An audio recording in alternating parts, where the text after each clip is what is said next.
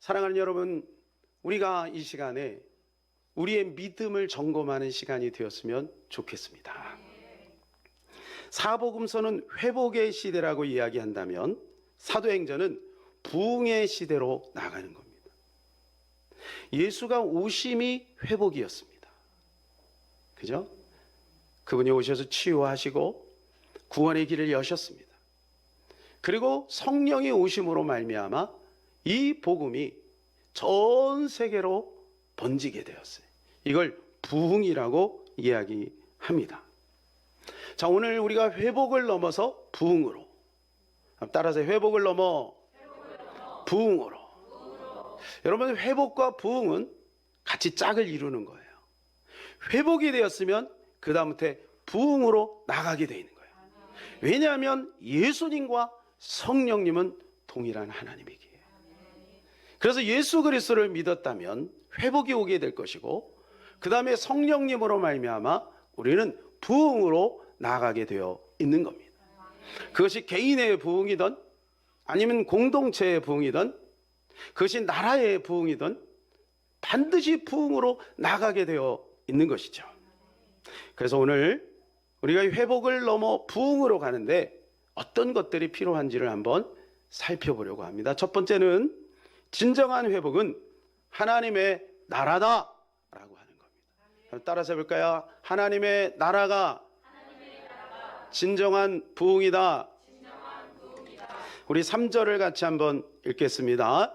그가 고난받으신 후에 또한 그들에게 확실한 많은 증거로 친히 살아계심을 나타내사 40일 동안 그들에게 보이시며 하나님의 나라의 일을 말씀하시니라. 오늘 예수님이 이 40일 동안 어떤 말씀을 하셨냐 하면 이 40일 동안 하나님의 나라에 대해서 말씀하셨습니다. 하나님의 나라. 자, 오늘 3절을 다시 한번 읽어볼까요? 그가 고난 받으신 후에 또한 그들에게 확실한 많은 증거로 친히 살아계심을 나타내사 40일 동안 그들에게 보이시며 하나님의 나라의 일을 말씀하시니라. 하나님의 나라를 말씀하셨다는, 그만큼 주님이 우리에게 말씀해 주고 싶은 것이 뭐냐면 하나님의 나라라는 거예요. 제자들에게 하나님의 나라에 대해서 알기 쉽게 40일 동안 잘 이야기한 거예요. 하나님의 나라가 무엇일까? 저는 아마 이렇게 말씀하셨을 것 같아요. 하나님이 인류를 만드실 때 심정과 그리고 그 하나님의 나라가 있었던 에덴 동산에서 타락함으로 말미암아 세상 나라 속으로 빠지고 말았잖아요. 근데 그 가운데서 하나님이 다시 하나님의 나라를 이루어 나가기 위해서 이스라엘 백성들을 택하시고 그들에게 율법을 주시고 인내하시고 여기까지 오는데 이제 내가 왔다. 내가 곧 하나님의 나라다. 이렇게 말씀하셨을 것 같아요. 그리고 이제는 내가 하늘로 올라가니까 너희들이 내 대신에 하나님의 나라를 이루어 나가라. 그것이 요한복음 16장에서 말씀하신 너희가 나를 믿으면 나보다 더 큰 일을 하리라 라고 하신 말씀인 겁니다. 그래서 실제적으로 여러분 지금도 마찬가지고 수많은 하나님의 사람들이 전 세계로 흩어져 복음을 전하고 있는 거예요. 근데 그들이 예수님을 대신해서 하나님의 나라를 지금 선포하고 있는 것이죠. 예수님은 팔레스타인이라고 하는 그 좁은 지역에서 벗어나지 않으셨어요. 일평생 거기에만 있었어요. 그리고 이제 하늘로 올라가시니 이제 예수님이 지구에서 떠난 거죠. 그리고 그 예수님이 영으로 성령으로 우리 가운데 오신 거예요. 그래서 그 성령 되신 하나님께서 우리를 인도해 가고 있다는 것이죠. 이거 신학적인 용어로는 뭐라 그러냐면 already not yet이라고 합니다. 영어를 써서 여러분 죄송합니다. already 이미, 그러나 아직, 이미와 아직 속에 있다. 이미 예수 그리스도로 말미암아 하나님의 나라가 도래했고 그리고 아직 하나님의 나라가 완성되지 않았는데 그 중간에 우리가 있으니까 이제 우리를 통해서 하나님의 나라를 이루어 나가야 된다라고 하는 말씀입니다. 데오빌로에게 하나님의 나라가 무엇인지에 대해서 지금 설명하고 있는 거예요. 여러분, 예수님은요, 세상 나라가 이루어지는 것에 별로 관심이 없어요. 무시하지는 않습니다. 왜냐하면 세상 나라를 이용해서 하나님의 나라를 만들어 가니까. 그죠? 세상 나라를 악하다고 보지 않고 세상 나라의 부족하고 악한 모습을 변화시켜서 하나님의 나라를 만들어 가는 거예요. 이것이 주님의 방법이거든요. 그렇지만 예수님은 세상 나라 건설에 목적을 두지 않았어요. 만일에 그랬다면 예수님은 그때 당시에 오셔가지고 얼마나 힘이 좋아요. 예수님이 능력을 행하고 오병의 기적을 행하고 나니까 사람들이 뭐라 그래요? 임금 삼으려고 그랬어요. 그때 예수님 그걸 거부했죠. 아마 예수님이 세상 나라를 건설하려고 하면 어떻게 했을까요? 로마를 뒤집어 엎고 전복하고 그리고 자기 나라를 만들었을 겁니다. 근데 예수님이 그렇게 하지 않았어요. 로마는 로마대로 그냥 두고 로마가 정치, 경제, 사회, 문화 모든 부분을 이제 세계로 통하는 것을 만들었잖아요. 모든 길은 로마로 통한다 그러잖아요. 그것을 이용해서 하나님의 나라를 점진적으로 확장해 나가고 있는 겁니다. 여러분, 그래서 우리도 신앙생활 할 때 세상 나라를 만들려고 하면 큰 오판입니다. 번지수를 잘못 찾은 거예요. 우리는 하나님의 나라를 이루어 나가고 해야 되고 하나님의 백성들은 당연히 그 일을 해야 되는 것입니다. 그래서 세상 나라를 목적 삼고 종교 생활을 하는 것을 뭐라 그러냐면 기복주의다, 번영신학이다 그러는 거예요. 그래서 우리는 명확하게 하나님의 나라를 이루어 나가는 것이 우리의 인생의 목적인 것입니다. 할렐루야. 옆에 있는 사람한테 얘기해서 하나님의 나라라는 것이 당신의 목적입니다. 시작. 그래서 마태복음 6장 33절에 이렇게 말씀을 해주고 있죠. 그런즉 너희는 그의 나라와 그의 의를 구하라. 그리하면 이 모든 것을 너희에게 더하시리라. 그런데 여기에 뭐가 들어갔냐면 먼저라는 단어가 들어갔어요. 먼저 하나님의 나라를 이루라. 그러면 나머지는 더해준다. 그 앞에 뭐냐면 입을 거, 먹을 거, 마실 거. 우리의 삶이죠. 의식주잖아요. 그거 하나님이 책임져 주겠다. 그거 더해주는 것에 목적 삼지 말고 하나님의 나라를 이루어 나가는 것을 목적 삼으면 그러면 하나님이 우리의 모든 삶을 책임져 준다는 거예요. 하나님이 나를 통치해야 내가 하나님의 나라인 것입니다. 하나님이 저와 여러분의 가정을 통치해야 저와 여러분의 가정이 하나님의 나라인 것입니다. 하나님 우리 교회를 통치해야 이곳이 하나님의 나라가 될 줄로 믿습니다. 그래서 우리는 더 크게 기도하죠. 하나님이 대한민국이 하나님의 나라가 되게 하여 주시옵소서. 우리가 기도하는 거예요. 그래서 새벽마다 하나님 정치, 경제, 사회, 문화, 국방, 외교 모든 분야마다 예수 믿는 자가 들어가서 그 땅을, 그곳을, 그 공동체를, 그 조직을 변화시켜 주시옵소서. 우리가 이렇게 기도하는 것입니다. 하나님의 나라가 예수님의 마지막 소원인 거예요. 그래서 그 제자들에게 이것을 계속해서 얘기하는데 이들이 알아듣질 못해요. 그래서 6절이 이렇게 말합니다. 그들이 모였을 때 예수께 여쭈어 이르되 주께서 이스라엘 나라를 회복하심이 이때니까. 누가 말한 거예요? 제자들이 한 말이에요.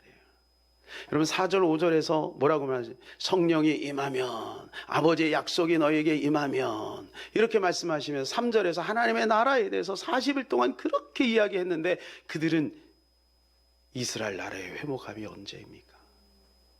여러분 오늘날도 신앙생활 하면서요 믿음 좋다고 하는데요 정치 이야기하면 막 열을 내는 사람이 있어요. 나는 그쪽 출신이니까 무조건 나는 거기야. 하나님의 가치가 무너지는 건 상관이 없어. 복음의 가치가 무너지는데 난 신경 안 써. 나는 오직 난 거기야, 거기. 여러분 민족주의에 빠지는 것도 옳지 않아요. 왜냐하면 이 땅은 주님 뭐라고 말씀해요? 장망성이라고 말씀하셨어요. 이 땅에 우리가 정치에 관심을 갖고 여러 가지 많은 분야에 관심을 갖는 이유는 그곳에 하나님의 나라가 이루어지기 위해서, 그것 때문에 관심을 갖는 것이지 그 이상도 그 이하도 아니에요. 대한민국을 하나님 나라 위에 올려놓으면 아니 될 줄로 믿습니다, 여러분. 내가 어떤 정치적인 이슈를 하나님의 가치보다, 복음의 가치보다 더 위에 올려놓으면 아니 될 줄로 믿습니다. 그건 또 주님의 마음을 아프게 하는 것이고, 이 제자들이 깨닫지 못하고 다 설명했는데 나중에 엉뚱한 질문하는 거하고 똑같아요. 40일 동안 하나님의 나라에 대해서 이야기했는데 나중에 가서 이제 올라가려고 하는데 얘네들이 또 엉뚱한 얘기하는 거, 이스라엘 나라가 어떡하나요? 여러분, 그때 예수님이 어떤 마음이겠어요? 예수님의 마음이 어떤 마음이겠어요? 어떡하지? 얘네들 어떡하지? 그러나 예수님은 제자들 끝까지 믿었어요. 그리고 성령을 보내셔서 그들을 격려하시고 그들에게 힘을 주시고, 사도행전 2장에 보니까 그들이 성령을 받고 나니까 그것이 깨달아진 거죠. 여러분, 오늘 그래서 우리에게 필요한 것은 부흥의 주체는 성령이라는 사실이에요. 회복을 넘어 부흥으로 가려면 따라서 해봅시다. 부흥의 주체는 내가 아니고 성령이다. 여러분, 이것을 우리가 떠올려야 돼요. 오늘 우리 주님께서 말씀하세요. 하나님의 나라가 이루어지려면 성령이 오셔야 된다는 겁니다. 4절 5절입니다. 우리 같이 읽겠습니다. 사도와 함께 모이사 그들에게 분부하여 이르시되 예루살렘을 떠나지 말고 내게서 들은 바 아버지께서 약속하신 것을 기다리라. 요한은 물로 세례를 베풀었으나 너희는 몇 날이 못되어 성령으로 세례를 받으리라 하셨느니라. 오늘 4절의 말씀 보니까 성령이 뭐냐면 아버지께서 약속하신 거예요. 여러분, 이게요, 하나님이 그냥 약속한 게 아니라요, 오래전부터 약속했어요. 성령이 비밀인데 이 성령을 구약에는요 가끔 말씀하세요. 이걸 전문 용어로 천기누설이라고 합니다. 하나님이 구약에 몇몇 선지자들에게 가끔 성령에 대해서 툭툭 던지셔요. 툭툭 던지셔요. 그리고 그 성령이 어떻게 오셔야 되냐면 성령 세례를 받아야 된다는 거예요. 5절에 성령으로 세례를 받으리라. 우리가 잘 아는 대로 세례는 뭐냐 하면 물에 잠기는 걸, 워낙은 우리가 지금 장로에서 하는 것은 약식 세례죠. 이렇게 원래는 침례가 맞는 거죠. 요단강 물에 우리 몸이 들어갔다가 나와야 되는 거예요. 그러니까 성령 충만은 무엇이냐면 성령에게 완전히 사로잡히는 것을 뜻하는 거예요. 갈라디아 2장 20절이 되는 거예요. 나는 죽고 내 안에서 예수가 사는 거, 내 가치관도 사라지고 내 생각도 사라지고 오직 하나님의 말씀과 은혜 가운데 살아가는 거. 여러분, 지금 안 된다고 여러분 낙심하지 마세요. 다 되게 될 거예요. 하나님이 그렇게 인도하실 거예요. 성령 충만으로 우리가 방향성만 가지고 가면은요 반드시 하나님이 우리를 책임져 주시고 인도해 주시고 생명력으로 역사해 주실 거예요. 그래서 뭐라고 말씀해요? 성령 대망하라, 성령을 대망하라, 성령을 크게 소망하라, 이렇게 말씀해 주고 있는 겁니다. 그래서 그 성령이 오게 되면 어떻게 되느냐? 성령이 오면 이 땅이, 따라서 볼까요? 뒤집어진다. 뒤집어진다는 거예요. 성령이 뒤집는 거예요. 그게 사도행전 1장 8절입니다. 다 같이요. 오직 성령이 너희에게 임하시면 너희가 권능을 받고 예루살렘과 온 유대와 사마리아와 땅끝까지 이르러 내 증인이 되리라 하시니라. 여러분, 성령이 오게 되면 권능이 많은 거예요. 이 권능은 우리가 가지고 있는, 우리 내재적으로 우리가 운동선수가 열심히 해가지고 생기는 그 힘이 아니에요. 위에서부터 부어주는 권능입니다. 이 아침에 여러분에게 그 권능이 임하시기를 예수님의 이름으로 축복합니다. 여러분에게 그 권능과 지혜가 임함으로 새로운 기쁨과 평강이 임하기를 예수님의 이름으로 축복합니다. 여러분, 하나님은 그걸 우리에게 주고 싶은 거예요. 그러면 우리를 통해서 하나님의 나라가 이루어지는데 어떻게 이루어지냐 하면 증인이 되는 거예요. 주님 뭐 예루살렘 그 땅을 뭐 그 가치가 있어서 그런 게 아니에요. 온 유대, 사마리아, 주님은 다 모든 것이 주님의 것인데 땅이 아니라 그 땅에 살고 있는 그 사람들인 것입니다. 하나님은 그 사람들에게 관심이 있는 겁니다. 왜? 그 사람이 하나님의 형상이기 때문에. 그래서 우리가 하나님을 존중하는 거예요. 인권은 거기서 나오는 거예요. 사람을 존중하는 이유는 하나님의 형상대로 만들어졌기 때문에 그래요. 그것이 하나님의 나라의 관점에서 보면 우리는 더 하나님 사람들을 사랑할 수 있겠죠. 여러분, 그래서 회복의 대상은 무엇이냐 하면 사람인 것입니다. 따라서 회복의 대상은 사람이다. 그래서 사람들의 눈을 열어주는 거예요. 이게 회복이에요. 눈만 열리면요, 우리가요 처음에 복음을 모를 때는 근심, 걱정, 불안, 염려, 두려움 속에 살다가 복음을 깨닫고 나니까 평화, 평화로다. 하늘 위에서 내려오네. 여러분, 하늘에서 평화가 내려오는 거잖아요. 복음을 깨닫고 나니까. 이 복음이 바로 능력인 거예요. 그래서 여러분, 복음을 만나게 해야 되는 거예요. 사랑하는 가족들에게, 사랑하는 친구들에게 여러분, 이 복음을 만나게 해야 될 줄로 믿습니다. 그것이 바로 회복이고 그것이 부흥인 거예요. 마지막 세 번째로, 회복에서 부흥으로 나가려면 완전한 회복은 다시 오심이라는 것입니다. 따라서 볼까요? 완전한 회복은 다시 오십니다. 예수님께서 이제 말씀을 다 마치시고 하늘로 이제 올라가십니다. 하늘로 쭉 구름 타고 올라가신, 그러면 손오공처럼 그렇게 올라간 게 아니라 이제 구름 타고 쫙 올라가는데, 제자들이 예수 그리스도와 함께 3년을 지냈어요. 그리고 십자가 부활을 통해 잠시 떨어졌다가 다시 이제 40일 동안 정말 꿈꾸는 것 같은 신혼생활 같은 그러한 시간들을 보냈어요. 얼마나 그들의 마음에 자존감이 올라갔겠어요. 와, 우리가 따르는 그 선생님이 정말로 하나님이구나. 도마가 고백했죠. 나의 주 나의 하나님이라고 고백하지 않았습니까? 그런데요, 그분이 갑자기 하늘로 올라가는 거예요. 하늘로 올라가는 모습을 그들이 쳐다보고 그들은 어안이 벙벙한 거, 뭐지 이게? 11절입니다. 우리 같이 한번 읽겠습니다. 이르되 갈릴리 사람들아 어찌하여 서서 하늘을 쳐다보느냐. 너희 가운데 하늘로 올려주신 이 예수는 하늘로 가심을 본 그대로 오시리라 하였느니라. 흰옷 입은 두 사람이 나타나서 갑자기 말하는 거예요. 야, 너희 왜 하늘을 쳐다보고 있냐? 주님은 다시 오신다. 여러분, 이 약속 붙들고 제자들은 다 순교했어요. 목숨 걸었어요. 왜냐하면 부활하신 예수를 보았고, 하늘로 올라가신 그 예수를 보았고, 주님이 다시 오신다는 약속을 들었기 때문에 그런 것입니다. 어제 우리 김종균 목사님께서 트리플 교제에 대해서 말씀했어요. 트리플 교제라는 것은 세 가지 주제를 가지고 만든 교과서다, 그런 뜻입니다.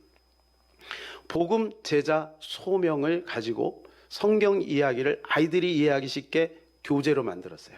오전에는 그것을 배우고 오후에는 이제 국수, 사과, 그걸 영어로 해서 이제 배우죠. 그런데 그 안에 아주 중요한 이야기를 우리에게 들려주셨어요. 하나님의 주소에 대해서 말씀하셨어요. 하나님의 주소가 어디입니까? 여러분 아세요? 하나님의 주소가 어딜까요? 천국이는. 하나님의 주소가 어딜까요? 여러분, 하나님의 주소가 자꾸 바뀐다는 거예요. 참 일리가 있는 얘기 같아요. 한번 상상해 봅시다. 처음에 우주가 만들어지기 전에 하나님의 주소는 어디였을까요? 하나님의 보좌였겠죠. 그런데 우주가 만든 다음에 하나님은 어디에 시선을 보내고 있냐면 우주 어딘가에 시선을 보냈겠죠. 그리고 지구가 만들어지고 에덴에 만들어진 다음에 그 하나님의 시선은 아담에게 왔겠죠. 아담이 타락하고 나서 그 다음에 세상으로 내쫓기고 나서 하나님은 일정한 시간 동안에 셋이 이 땅에 태어나는 것을 유보하셨어요. 그리고 가인에게 기회를 주셨지만 거기 하나님의 나라가 이루어지지 않는 것을 결정하시고 하나님이 다시 셋의 계열을 통해서 에노스를 통해 비로소 여호와 이름을 부르게 하십니다. 그렇게 해서 거기에 하나님의 나라가 이루어지는 가운데 이제 결정적으로 아브라함을 불러 가나안 땅에 시선을 보내요. 이게 하나님의 주소예요. 이스라엘 백성들이 430년 동안 노예 생활을 하게 되죠. 그러고 나서 출애굽을 합니다. 그리고 하나님의 주소가 시내산으로 머물게 돼요. 그래서 이스라엘 백성들은 시내산을 보면서 하나님을 보는 거예요. 그죠? 그 다음에 어디로 갑니까? 그것이 성막 안으로 들어와요. 성막은 마을 안에 있는 거예요. 그리고 나서 그 하나님의 주소가 이제 신약에 와서 우리 마음 안으로 들어왔어요. 할렐루야. 여러분이 하나님의 주소인 줄로 믿습니다. 옆에 있는 당신이 하나님의 주소입니다. 그래서 하나님을 찾으러 여기로 저기로 다니지 말고 내 안에서 만나시기를 축복합니다. 그런데요, 이제 그 다음은 어디로 갈까요? 그 다음, 우리가 죽잖아요. 어디로 갈까요? 천국으로 가는 거. 왜? 그곳에 우리가 있기 때문에. 할렐루야. 그곳에 우리가 있잖아요. 하나님의 시선은 하나님의 백성들에게 있는 것입니다. 그게 하나님의 주소인 거예요. 성경에 보게 되면 초림 예수는 456회가 나옵니다. 어디에만 나올 거예요? 여러분 자고 있는지 확인하는 거예요. 신약에는 없어요. 초림 예수는 구약에만 있죠. 예언이. 그죠? 신약에는 이미 오셨는데요. 오셨잖아요. 자, 그런데 재림 예수는 몇 번일까요? 재림 예수는 신약만 300회가 나와요. 신구약 합치면은요 1518회가 나와요. 그러면요 초림 예수가 456회 예언돼 있어서 오셨다면, 여러분 오신 거 믿죠? 그거 믿으니까 여기 있잖아요. 그러면 재림 예수는 1518번 예언돼 있다면 예수님이 어떻게 하실까요? 오실까요? 안 오실까요? 당연히 오십니다. 사람들이 이야기합니다. 2000년 전에 예수님이 말씀하셨는데 지금까지 안 오지 않았냐? 여러분 초림 예수는요 4000년 걸렸어요. 그러면 이제 이렇게 또 생각하시면 안 돼요. 아, 앞으로 2000년 남았구나. 넉넉하네. 그게 아니고 오늘 7절에 보니까 때와 시기는 아버지의 권한에 있어요. 내일 올지 1년 뒤에 올지 아무도 모릅니다. 그러므로 우리는 깨어 있어야 될 줄로 믿습니다. 데살로니가전서에 그래서 도둑같이 온다라고 말씀하고 있습니다. 깨어 있어야 우리가 주님 다시 오실 때 반드시 들림받게 될 것이고 개인적인 종말 때에 우리가 하나님 앞에 서게 될 것입니다. 사람이 죽는 것은 정한 것이 그 위에는 심판이 있기 때문에 그런 것입니다. 그렇다면 어떻게 깨어 있을 수 있을까요? 하나님이 사랑하는 사람은요 깨어 있는 방법을 사용하세요. 두 가지 방법이죠. 첫 번째는 고난 속에서 깨어 있는 사람이 있습니다. 그래서 고난 당한 것이 유익인 거예요. 두 번째는 뭐냐? 거룩한 비전을 가지고 있을 때 깨어 있게 되는 거예요. 여러분 어떤 거 선택하실래요? 고난이 좋으신 분 손 들어보세요. 많은 사람이 고난 당한 다음에 그때서 비로소 하나님을 찾아요. 그래서 미드바르에서 다바르가 들리는 거예요. 미드바르가 광야하고 다바르가 말씀이에요. 광야에 갈 때 비로소 하나님 말씀을 들리는 것이 우리의 체질이라면 굳이 우리가 그럴 필요가 있겠냐 이거죠. 사랑하는 여러분, 거룩한 비전 속에서 고난을 자처하고 십자가의 길을 통과하면서 이 거룩한 하나님의 나라를 이루어 나가는데 우리가 그 일들을 통해서 하나님의 나라가 이루어지기를 축복합니다. 결론입니다. 회복을 넘어 부흥으로 우리는 가야 될 줄로 믿습니다. 예수 그리스도가 회복이라면 성령은 부흥인 것입니다. 고난에 익숙하지 말고 도전에 익숙한 저와 여러분 되시기를 예수님의 이름으로 축복합니다.